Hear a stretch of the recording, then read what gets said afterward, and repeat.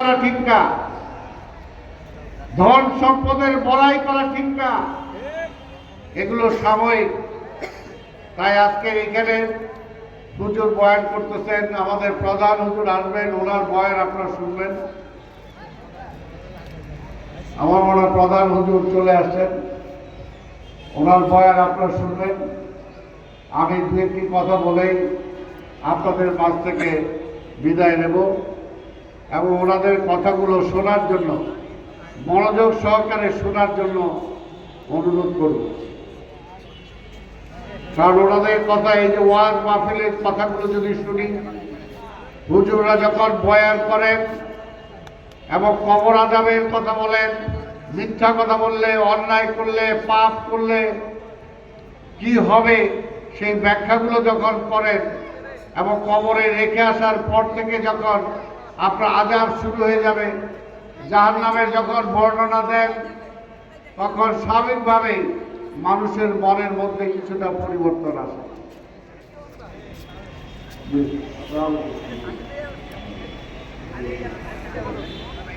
হুজুর আসছে, আমি আর বেয়াদবি করবো না, হুজুর বয়ান করবেন। যেটা বলছিলাম, এই হুজুররা যখন বয়স শুরু না কণ্ঠে ভালোভাবে ধার্মিকভাবে যখন বয়ান করে, তখন আমাদের মনের মধ্যে কিন্তু ভয় ঢুকে। অন্তত এই যে আজকে এখানে ওয়াজ হচ্ছে, কয়েকদিনের জন্য হইলেও আশেপাশের মসজিদে দেখবেন নামাজের সংখ্যা কিছু বাড়বেই। কারণ যে ভয় ঢুকবে, আমি যে অন্যায় করতেছি, আমি যে পাপ করতেছি, এটার জন্য তো আমাকে আল্লাহর কাছে যেতে হবে, বিচারের সম্মুখীন হতে হবে এবং কিয়ামতের হাসরের দয়রে যে অবস্থা হবে, উনি হুজুর যখন বয়ান করবেন তখন কিন্তু বলে এইটুকু তো আমি সহ্য করতে পারবো না। তো সেই কারণে পাপ বোধটা জাগে। কিন্তু এই ওয়াজ মাহফিলগুলো বন্ধ করে দিয়েছিলেন বিগত সরকার। কেন করছিলেন? ওয়াজ মাহফিল বন্ধ করছেন, পাশাপাশি নাইট ক্লাব চালু করছেন, মদের দোকান চালু করছেন। আজকে সমাজটা উচ্ছৃঙ্খল হয়ে গেছে, আজকে উচ্ছৃঙ্খল হয়ে গেছে। এই যে একটু আগে হইল যে সন্ত্রাস, চাঁদাবাজি, আজকে যুব সমাজ নষ্ট হয়ে যাচ্ছে। কেন? কারণ তাদের সামাজিক কোনো বন্ধন নাই।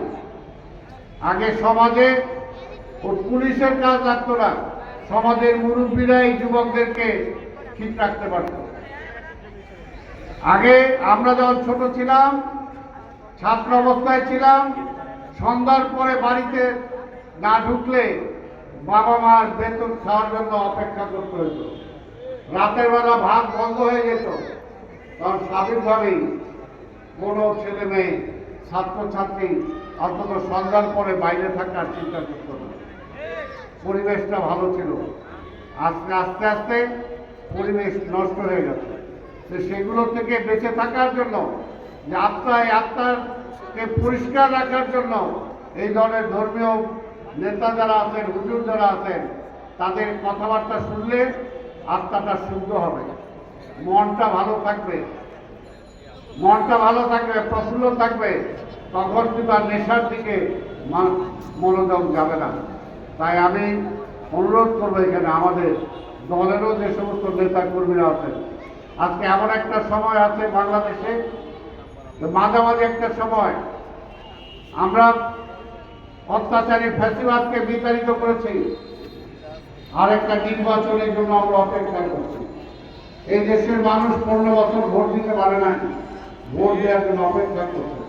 কাজে আমরা যারা রাজনীতি করি, আমাদেরকেও মনে রাখতে হবে, মানুষ কিন্তু ভালো নেতৃত্ব বাছাই করে নেবে, ভালো নেতৃত্ব বাছাই করে নেবে। যে যত কথাই বলুক, অত্যাচারীকে কেউ মনের প্রাণে ভালোবাসে না, চাঁদাবাজকে ভালোবাসে না, তাদের কোনো দল নাই। সেই কারণে আমরা সেটা বিশ্বাস করি। এই 5ই আগস্টের পরে অনেকে অনেক কথা বলতে পারে, কিন্তু আমাদের নেতা তারেক রহমান ঘোষণা দিয়েছেন, গত 15 বছরে আমাদের বিএনপির অনেক নেতার, অনেক কর্মী বাড়িঘর দখল হয়ে গেছে, ব্যবসা বাণিজ্য দখল হয়ে গেছে, চাকরি থেকে বিতাড়িত করা হয়েছে। অনেক মেধাবী ছাত্রছাত্রী আছে, তারা চাকরি পায় নাই, অনেককে পঙ্গু করে দেওয়া হয়েছে। ভাইকে গুম করে দেওয়া হয়েছে, সেই ছেলেকে আমরা এখনো ফেরত পাই নাই। মনের মধ্যে অনেক ক্ষোভ, অনেক বিক্ষোভ আছে এই আওয়ামী লীগের বিরুদ্ধে, কিন্তু তারপরও 5ই আগস্টের সময় আমার নেতা